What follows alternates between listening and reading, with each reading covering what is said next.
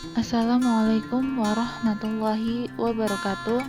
Kami dari kelompok 2 yang beranggotakan Alvina Indah Febrianti, Kori Atur Rizkyani, Irna Ulfa Hasanah, dan Nada Alfafara akan menjelaskan tentang perkembangan dewasa akhir. Pengertian dewasa akhir. Dewasa akhir adalah periode di mana organisme telah mencapai kematangan dalam ukuran dan fungsi, dan juga menunjukkan kemunduran sejalan dengan waktu.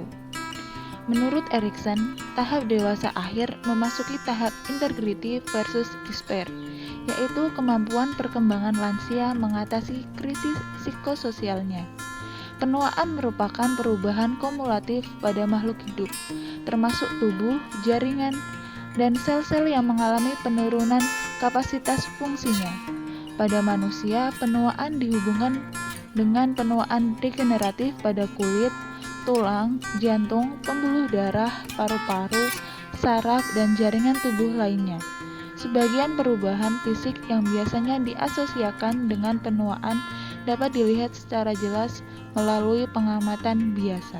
Tugas perkembangan dewasa akhir. Manusia usia lanjut atau lansia dalam pemikiran banyak orang adalah manusia yang sudah tidak produktif lagi. Menurut Erikson, kesiapan lansia untuk beradaptasi atau menyesuaikan diri terhadap tugas perkembangan usia lanjut dipengaruhi oleh proses tumbuh kembang pada tahap sebelumnya. Masalah khusus yang timbul pada lansia adalah karena mereka tidak mampu menyelesaikan tugas perkembangannya dengan baik.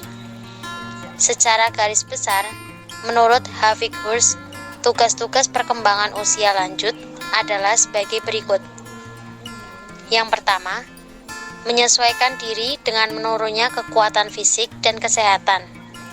Yang kedua, menyesuaikan diri dengan masa pensiun dan berkurangnya income penghasilan keluarga. Yang ketiga, menyesuaikan diri dengan kematian pasangan hidup. Yang keempat, membentuk hubungan dengan orang-orang yang seusia. Yang kelima, menyesuaikan diri dengan peran sosial yang luas. Permasalahan dewasa akhir.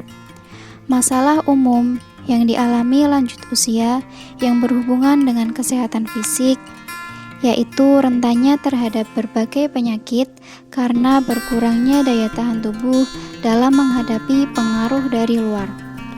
Dengan berubahnya penampilan, menurunnya fungsi panca indera menyebabkan lanjut usia merasa rendah diri, mudah tersinggung, dan merasa tidak berguna lagi.